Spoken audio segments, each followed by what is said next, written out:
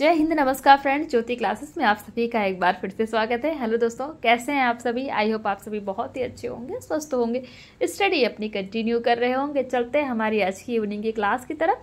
जैसा कि आप सभी जानते हैं, चैनल के माध्यम से हम करते हैं हमारी होम साइंस की सीरीज, जिसमें हम क्लास 6 से 12th की बुक को कवर कर रहे हैं। और अभी तक फ्रेंड्स हमने हमारा क्लास 6 to 9th कंप्लीट कर लिया है। हम आगे क्लास 10th में, आई होप आपने हमारी सारी प्रीवियस क्लासेस को देखा होगा। नहीं देखा है तो प्लेलिस्ट में जाके वहाँ से क्लासेस देख करके अपने हर एक कॉन्सेप्ट को आप क्लियर कर सकते हैं। बिकॉज हमने हर एक टॉपिक को बहुत ही डिटेल में कवर किया और इतने डिटेल में पढ़ने का हमारा एक ही उद्देश्य है कि एक बार आप इस सीरीज को देखिए, समझिए, ताकि होम साइंस से रिलेटेड कोई भी डाउट आपके माइंड में ना रह जाए। चाहे आप किसी भी क्लास के लर्नर से किसी कॉम्पिटिटिव एग्जाम की प्रिपरेशन कर रहे हो, वो एग्जाम चाहे किसी भी स्टेट का हो या फिर किसी भी फील्ड में होम साइंस से अपना करियर देख रहे हैं, सभी के लिए सीरीज काफ़ी हेल्पफुल होने वाली है। तो प्लीज़ अगर चैनल पर फर्स्ट टाइम विजिट किया है, चैनल को लाइक, शेयर और सब्सक्राइब अवश्य करें और अपनी राय भी हमें कमेंट के माध्यम से अवश्य बताएं। तो अब चलते हैं हमारी आज की क्लास की तरफ। जैसा कि हम आज की क्लास में करने वाले हैं, कृत्रिम श्वसन की विधियां देखेंगे आज की क्लास में। बट इसको स्टार्ट करने से पहले प्रीवियस क्लास का एक बार क्विक रिवीजन कर लेते हैं। प्रीवियस क्लास से फ्रेंड्स हमने स्टार्ट किया था प्राकृतिक एवं कृत्रिम श्वसन। हमारा जो चैप्टर स्टार्ट ही जस्ट किया था, उसमें हमने प्राकृतिक एवं कृत्रिम श्वसन का अर्थ देखा था। प्राकृतिक श्वसन की दो उपक्रियाएं देखी थी, जिसमें हमारा प्रश्वसन एवं निःश्वसन। और निःश्वसन को और हम किस नाम से जानते हैं? उच्च श्वसन के नाम से भी, श्वसन के नाम से भी हम जानते हैं। ये हमने कंप्लीट किया था। साथ ही साथ कृत्रिम श्वसन और प्राकृतिक श्वसन में अंतर क्या होता है, दोनों के अंतर हमने देखे थे।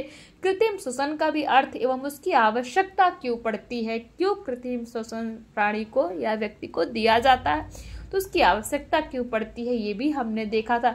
जिसमें हमने देखा था दम घुटना, कि दम घुटने पर कृत्रिम श्वसन की आवश्यकता पड़ती है और दम किन कारणों द्वारा घुटता है, उन कारणों पर भी हमने नजर डाला था। और उसके बाद दम घुटने पर आप क्या उपचार दे सकते हैं, ये भी हमने जो है पढ़ा था। साथ ही साथ इन सभी को पढ़ने के बाद एज अ होमवर्क के रूप में ये आप स्क्रीन पर क्वेश्चन देख रहे हैं। क्वेश्चन 1, किस क्रिया में वायु फेफड़ों में भरती है? क्वेश्चन 2, कृत्रिम श्वसन कब दिया जाता है? क्वेश्चन 3 कहता है दम घुटने की कोई दो स्थितियां बताइए। तो ये इस क्वेश्चन को मैंने आपको एज अ होमवर्क के रूप में दिया था। आई होप आप सभी ने इस क्वेश्चन को सॉल्व किया होगा और ये क्वेश्चन आपसे इजीली सॉल्व हुए होंगे। तो प्लीज़ अगर फिर भी कोई डाउट है, क्वेश्चन सॉल्व नहीं हुआ है, तो कमेंट करके पूछिए। आपके हर डाउट लेने का पूरा प्रयास किया जाएगा। बट प्लीज़ फ्रेंड, रिस्पॉन्स अवश्य किया करिए, आपका जो भी रिस्पॉन्स हो। और हाँ, आप जब भी वीडियो देखते हैं ना, कोई भी क्लास आप देखते हैं, अब देखिए हम पढ़ाई कर रहे हैं तो साथ इसके लिए फ्रेंड थोड़ी क्लास हमारी थोड़ी बड़ी होती है, क्योंकि अगर क्लास बड़ी नहीं होगी तो चीज़ें आपको समझ में नहीं आएंगी। तो इस चीज़ का भी ध्यान रखा करिए। और क्लासेस ना आप फॉरवर्ड कर करके उसको मत देखिए। एक बार क्लास देखिए तो कोई भी एक क्लास उठा लीजिए जो भी आपको समझ में आए। प्लेलिस्ट में जाइए, बहुत सारी क्लासेस आपको कराई गई हैं। एक क्लास देखिए, अगर चीज़ें समझ में आ रही तो क्लास पूरा देखिए, तभी आपके डाउट्स क्लियर होंगे, आपका हर एक कॉन्सेप्ट क्लियर होगा।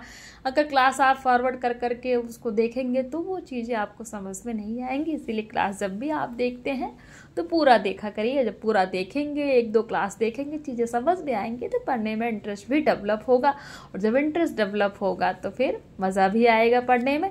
तो प्लीज़ क्लास को पूरा देखा करिए। चलिए स्टार्ट करते हैं आज की क्लास। कृत्रिम श्वसन की विधियाँ हम देख लेते हैं। कृत्रिम श्वसन मुख्यतः दम घुटने की अवस्था में करवाया जाता है, जिसकी निम्नलिखित विधियां हमने पढ़ा था ना, दम घुटने के कारण कृत्रिम श्वसन कराया जाता है। इस विधि का प्रयोग पानी में डूबे व्यक्ति को कृत्रिम श्वास दिलाने में किया जाता है। पानी में डूबने से व्यक्ति के फेफड़ों में पानी भर जाता है, जिससे उसकी श्वसन क्रिया अवरुद्ध हो जाती है, यानी कि रुक जाती है। अतः दुर्घटनाग्रस्त व्यक्ति को सेफर विधि द्वारा कृत्रिम श्वसन कराया जाता है। किस विधि द्वारा कृत्रिम श्वसन कराया जाता है? तो सेफर विधि द्वारा कृत्रिम श्वसन कराया जाता है। इस विधि में जिस व्यक्ति को कृत्रिम श्वसन देना होता है, सर्वप्रथम उसके वस्त्र उतार दिए जाते हैं। ये देखिए फिगर में आप देख रहे हैं ना, सेफर्स विधि जिसके द्वारा कृत्रिम श्वसन दिया जा रहा है। ये देखिए, जिसको भी देना है उसके वस्त्र उतार देना है। ये देखिए अच्छे से हाथ के अंगूठों की स्थिति देखिए, कैसे ये हाथ रख करके इसके अंगूठे पे इसको दबा रहा है। यदि यह संभव ना हो तो कम से कम उसके वक्ष स्थल के वस्त्र उतार देने चाहिए। यदि किसी कारण बस यह भी संभव ना हो तो उन्हें इतना ढीला कर देना चाहिए कि वक्षीय कटहरे पर किसी प्रकार का दबाव ना पड़े। तत्पश्चात निम्नलिखित प्रक्रिया अपनानी चाहिए। नंबर 1 है, दुर्घटनाग्रस्त व्यक्ति को पेट की ओर से लिटाकर मुंह को एक ओर कर देना चाहिए। टांगों को पूरी तरह फैला देना चाहिए। आप इस फिगर के माध्यम से देख रहे होंगे, यही प्रक्रिया अपनानी चाहिए सेफर्स विधि से कृत्रिम श्वसन देने के लिए।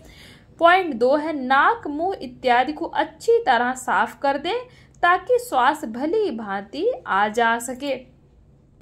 नंबर 3, प्राथमिक उपचार करने वाले व्यक्ति को रोगी के एक और उसके पार्श्व में कमर के पास अपने घुटने भूमि पर टिकाकर पैरों को थोड़ा सा रोगी की टांगों के साथ कोण बनाते हुए बैठ जाना चाहिए। देखिए, ये इस तरीके से आपको दिख रहा ना, ये फिगर में एज इट इज।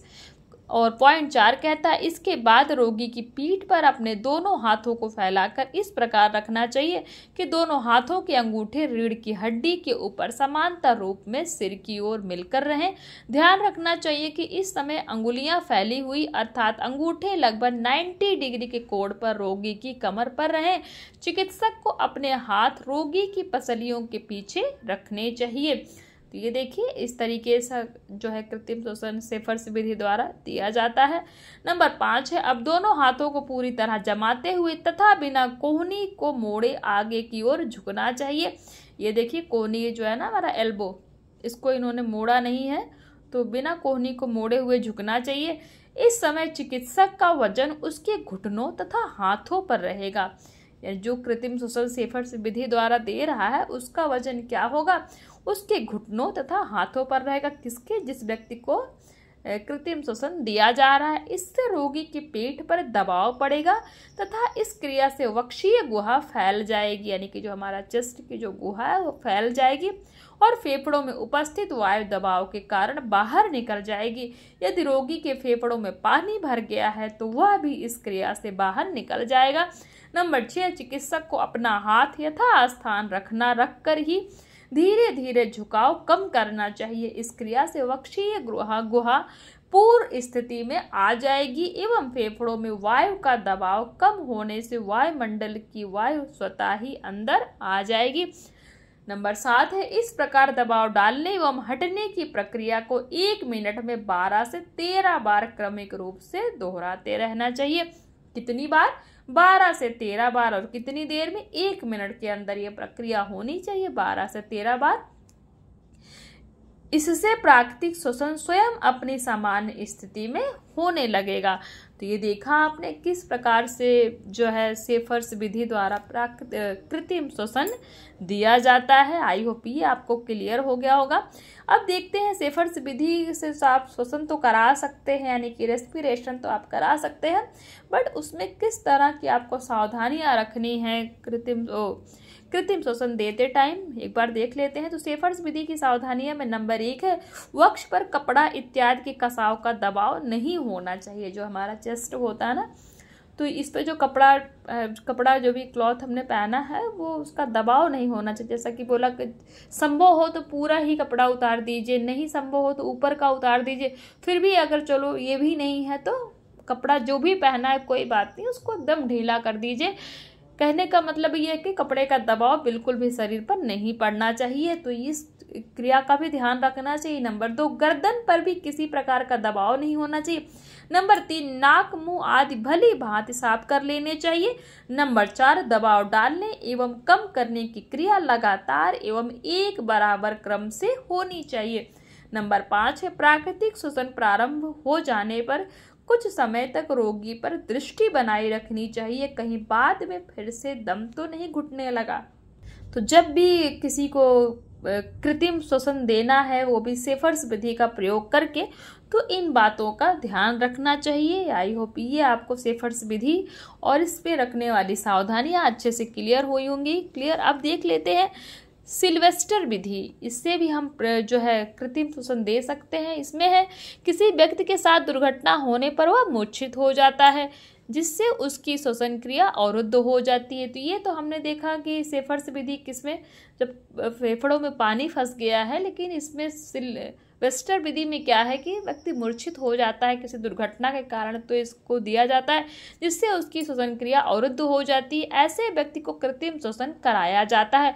मूर्छित अवस्था वाले व्यक्ति को जिस विधि द्वारा कृत्रिम श्वसन कराया जाता है उसे सिल्वेस्टर विधि कहते हैं। इस विधि में 2 व्यक्तियों की आवश्यकता होती है।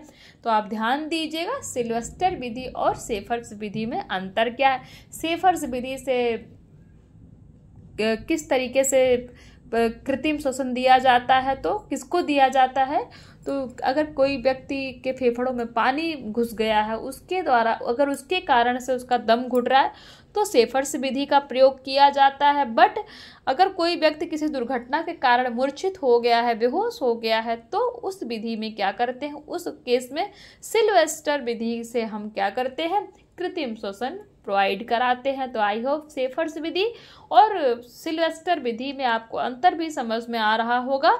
अब देख लेते हैं सिल्वेस्टर विधि से श्वसन कराने की प्रक्रिया क्या होती है।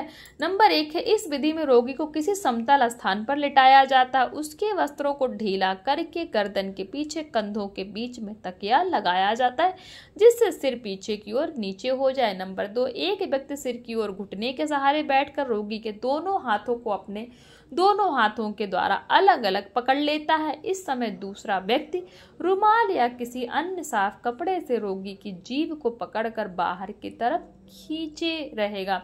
नंबर 3 है, तत्पश्चात पहला व्यक्ति रोगी के दोनों हाथों को उसके वक्ष की ओर ले जाते हुए अपने घुटनों पर सीधा होकर आगे की ओर झुकता हुआ रोगी की छाती पर दबाव डालेगा। नंबर 4 है, इस प्रकार उस रोगी की बाहु को उसके वक्ष की ओर ले जाया जाएगा और फिर पूर्व स्थिति में सिर की ओर खींच लेगा। नंबर 5, क्रमिक रूप से 1 मिनट में लगभग 12 बार इस क्रिया को दोहराने से रोगी की श्वसन क्रिया प्रारंभ हो जाएगी, परंतु दबाव डालते हुए ध्यान रखा जाए कि दबाव 2 सेकंड तक डालने के बाद 3 सेकंड तक ढीला छोड़ना पड़ेगा। ये आप देख रहे हैं ना, सिल्वेस्टर विधि का आपको ये फिगर दिख रहा है। तो इस तरह की प्रक्रिया को अपनाकर सिल्वेस्टर विधि से कृत्रिम श्वसन व्यक्ति को दिया जाता है। आई होप फिगर से आपको बहुत ही अच्छे से क्लियर हो रहा होगा। तो आपने देख लिया, कोई डाउट है तो कमेंट करिएगा। सिल्वेस्टर विधि में किस तरह की सावधानियां रखनी चाहिए। नंबर 1 है, रोगी की जीभ को कसकर पकड़ना चाहिए, जीभ को बाहर निकालते हैं ना। नंबर 2, रोगी को किसी समतल स्थान पर ही लेटाना चाहिए तथा उसके वस्त्र इत्यादि ढीले कर देना चाहिए जिससे वक्ष पर किसी प्रकार का दबाव न रहे। नंबर 3 है, जिस क्रम से चिकित्सक ऊपर उठे उसी क्रम से नीचे बैठे, अर्थात दबाव डालने और दबाव कम करने की प्रक्रिया एक जैसी ही होनी चाहिए। तो इस तरीके जो है का इन बातों का ध्यान रखना चाहिए कब, जब सिल्वेस्टर विधि से किसी को कृत्रिम श्वसन दिया जा रहा है। अब देख लेते तीसरी विधि क्या है कृत्रिम श्वसन देने की, लाबार्ड विधि है। कौन सी, लाबार्ड विधि। इसमें क्या होता है, कभी कभी दुर्घटनाग्रस्त व्यक्ति की ऐसी दशा होती है कि उसे ना तो सेफर विधि द्वारा और ना ही सिल्वेस्टर विधि द्वारा कृत्रिम श्वसन क्रिया कराई जा सकती है। ऐसी स्थिति में दुर्घटनाग्रस्त व्यक्ति की जान बचाने के लिए एक अन्य विधि को अपनाया जा सकता है जिसे लाबार्ड विधि कहा जाता है। तो ध्यान दीजिएगा, हमने कृत्रिम श्वसन की 3 तरह की विधियां देखी। कौन कौन सी, सेफर्स विधि और सिल्वेस्टर विधि, तीसरा हम देख रहे हैं लाबार्ड विधि। तो आप एक बार फिर से रिपीट करना चाहूंगी, सेफर्स विधि में कब श्वसन दिया जाता है कृत्रिम श्वसन, जब कोई व्यक्ति पानी में डूब गया हो, डूबने से अगर उसका दम घुट रहा है अर्थात उसके फेफड़ों में अगर पानी चला गया तो पानी निकालने के लिए जो है सेफर्स विधि का प्रयोग किया जाता है। सिल्वेस्टर विधि, जब कोई दुर्घटना के कारण कोई व्यक्ति मूर्छित हो गया है, वो बेहोश हो गया है, तो उस स्थिति में सिल्वेस्टर विधि का प्रयोग किया जाता है। कृत्रिम श्वसन यानी कि आर्टिफिशियल रेस्पिरेशन कराया जाता है। बट जो हमारा थर्ड विधि हम पढ़ने वाले हैं, लाबार्ड विधि, इसकी आवश्यकता तब पड़ती है जब व्यक्ति को ना तो सेफर्स विधि द्वारा आर्टिफिशियल रेस्पिरेशन कराया जाता है, ना तो सिल्वेस्टर विधि, यानी कि जब दोनों मेथड काम नहीं करते उस परिस्थिति में लाबार्ड विधि का प्रयोग किया जाता है। आई होप इससे चीज़ें आपको क्लियर हो रही होंगी। देख लेते हैं प्रायः छाती की हड्डी अथवा पसली टूट जाने की स्थिति में लाबार्ड विधि को अपनाया जाता है। कब अपनाया जाता है लाबार्ड विधि को? अगर पसली की हड्डी टूट गई हो या फिर छाती की हड्डी टूट गई हो तब लाबार्ड विधि का प्रयोग किया जाता है। अतः डॉक्टर के आने तक इस विधि द्वारा रोगी को ऑक्सीजन उपलब्ध कराकर जीवित रखा जा सकता है। लाबार्ड विधि से शोषण कराने की प्रक्रिया देख लेते। नंबर 1 है दुर्घटनाग्रस्त व्यक्ति के वस्त्र ढीले करके एक करवट से लिटा देना चाहिए। नंबर 2 चिकित्सक को उसके समीप एक और अपने घुटने के सहारे पर बैठाकर रोगी के नाक, मुंह इत्यादि को भली भांति साफ कर लेना चाहिए। नंबर 3 तत्पश्चात किसी स्वच्छ रुमाल या कपड़े से रोगी की जीभ पकड़कर 2 सेकंड के लिए बाहर खींचनी चाहिए। कितने सेकंड के लिए? 2 सेकंड के लिए बाहर खींचनी चाहिए और 2 सेकंड के लिए छोड़ देनी चाहिए। यानी कि 2 सेकंड आपको खींचना है और 2 सेकंड छोड़ना है। किस विधि में? जो ये हम लाबार्ड विधि पढ़ रहे हैं। नंबर 4 इस समय रोगी का मुंह खुला रहना चाहिए तथा इसके लिए रोगी के मुंह में कोई चम्मच इत्यादि डाली जा सकती है जिससे जीभ दांतों के बीच ना दबे। नंबर 5 इस क्रिया को तब तक दोहराते रहना चाहिए जब तक कि रोगी की प्राकृतिक श्वसन क्रिया प्रारंभ ना हो जाए। तो ये देखिए इस तरीके से लाबार्ड विधि द्वारा कृत्रिम श्वसन प्रदान किया जाता है। अब लाबार्ड विधि की भी सावधानियां देख लेते हैं।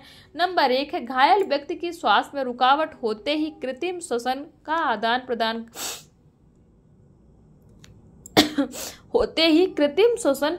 कराने की क्रिया शीघ्रतापूर्वक करानी चाहिए। नंबर 2 कृत्रिम श्वास देने से पूर्व हृदय की गति का अनुभव कर ले क्योंकि हृदय गति बंद होने पर कृत्रिम श्वास देना निरर्थक होगा। अर्थात ये ध्यान देना है कि जो मनुष्य की जो हृदय की गति है वो सामान्य है कि नहीं है, अर्थात वो जीवित है कि नहीं है, तो उसका भी ध्यान रखना चाहिए। नहीं तो ये विधि से जो है सांस देना किसी काम का नहीं रहेगा। तो ये हमने देख लिया। नंबर 3 है कृत्रिम श्वास देने से पूर्व मुंह व नाक अच्छी तरह साफ कर लेना चाहिए। नंबर 4 जब तक चिकित्सक ना आ जाए तब तक कृत्रिम श्वास प्रदान कराते रहना चाहिए। यानी कि डॉक्टर का वेट करना चाहिए। जब तक डॉक्टर ना आ जाए तब तक इस विधि का प्रयोग करके मनुष्य को जीवित रखा जा सकता है।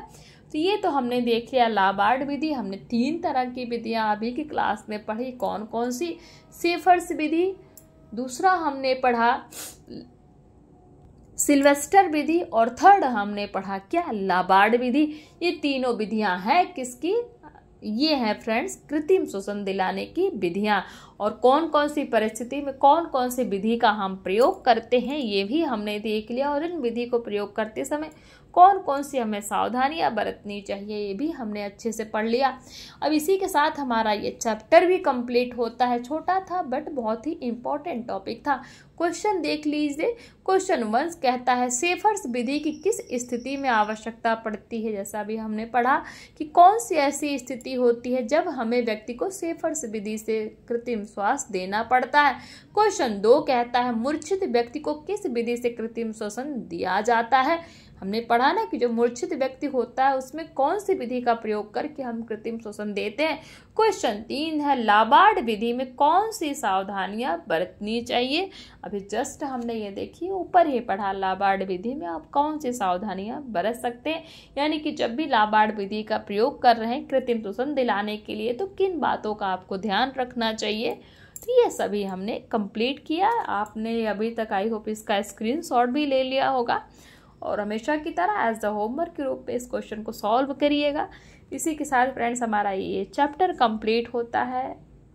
आई होप आज की क्लास आपको समझ में आई होगी, ये टॉपिक अच्छे से क्लियर हुआ होगा। फिर भी कोई डाउट रह जाता है तो कमेंट करके पूछिए।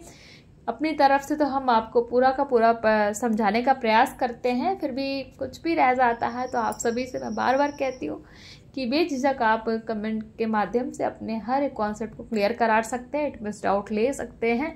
24 आवर्स आप जो है डाउट कभी भी किसी भी टाइम अपना डाउट डाल सकते हैं। मैं जब भी होगा आपके डाउट लेने का पूरा प्रयास करूँगी और आपको उसका आंसर प्रोवाइड कराऊंगी। तो प्लीज़ फ्रेंड्स क्लास समझ में आई हो तो चैनल को लाइक शेयर और सब्सक्राइब अवश्य करिए। और जैसा कि अभी हमने बताया कि अपने डाउट भी आप अवश्य पूछा करिए क्योंकि आपकी हर एक राय हमें बहुत ही मोटिवेट करती है। आपका हर एक राय हमारे लिए बहुत ही इम्पोर्टेंट होता है। प्लीज़ आज की क्लास को यहीं पे रखते हैं और नेक्स्ट क्लास में हम करेंगे इसी चैप्टर से रिलेटेड क्वेश्चन आंसर्स की प्रैक्टिस, जो कि होगी हमारी टुमारो मॉर्निंग में 9 o'clock। जैसे डेली हम करते हैं, आप सभी जानते हैं ना, हमारी डेली 9 बजे क्लास होती है, यानी कि 9:05 पे हम करते हैं। एक हमारी शाम को 7 बजे क्लास होती है। तो 2 क्लास डेली हम होम साइंस की करते हैं। और तो आज की क्लास हो गई है। कल मॉर्निंग में हम एक न्यू टॉपिक के साथ फिर से मिलेंगे। तब तक के लिए जय हिंद, नमस्कार। हंसते रहिए, मुस्कुराते रहिए, एक दूसरे की हेल्प करते रहिए।